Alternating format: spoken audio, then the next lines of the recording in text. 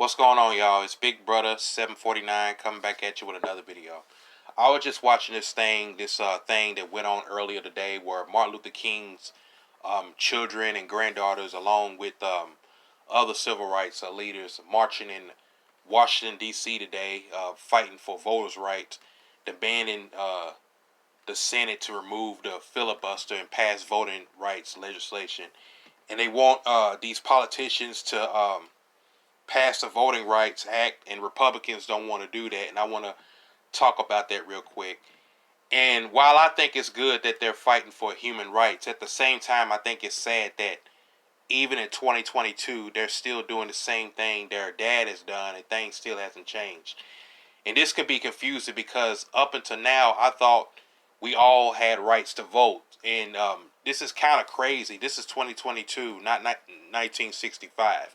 And you would think all citizens should be able to vote and no one should stop them. And that's what King had been preaching about since the early civil rights movement started, voting rights. And I'm not surprised with all the latest voter suppression laws being enacted.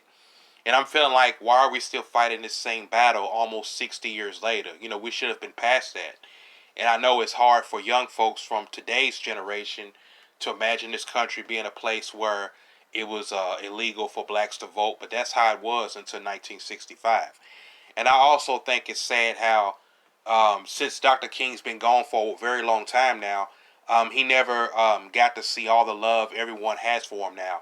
Because his son had mentioned that because when Dr. King was here, he was the most hated man in America. And it wasn't just whites that hated him, but I've heard that there were some blacks who also didn't like him either because they felt he didn't have no fight in him, and that he wasn't as bold and outspoken as Malcolm X, because Malcolm X was strong and he went out like a warrior, and Martin was a peacemaker, and they felt he was too soft, he was too nice, and that turned the other cheek bullshit, and black folks, they hated that. And now that he's gone, everybody respect him and praise him and honor and death. And folks couldn't stand Dr. King, especially those in Congress, and it's obvious that some of the members in Congress don't care about him now. And it's good to see his family still fighting for voter rights in his name, but it's not the same as if Dr. King himself was doing it. I mean, I don't know. He already did his part back in the day. But what I'm trying to say is that I'm not saying that the King family's positions on this are bad. It's just that Dr. King's position on things such as voting rights were more relevant, and it carried more weight than anyone else's. And I think it's hard to celebrate this day this year because we should be celebrating the positive aspects of Dr. King. And all those civil rights people in the past, they fought for rights, for freedom, and it wasn't easy because it cost them their lives. They fought for our civil rights movement, which wasn't easy, our freedom and everything. It didn't just come from the sky.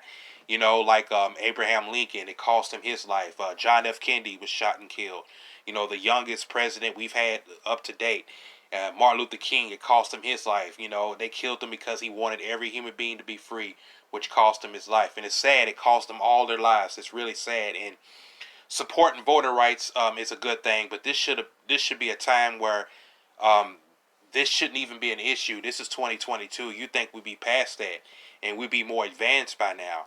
But instead, they should have been more focused on fighting against crime rate, getting crime down in the black community, instead of fight for some voting rights, something that was supposed to be taken care of almost 60 years ago. And it's just my frustration on it. I think it's kind of messed up how these Republican senators got us fighting for voting rights still.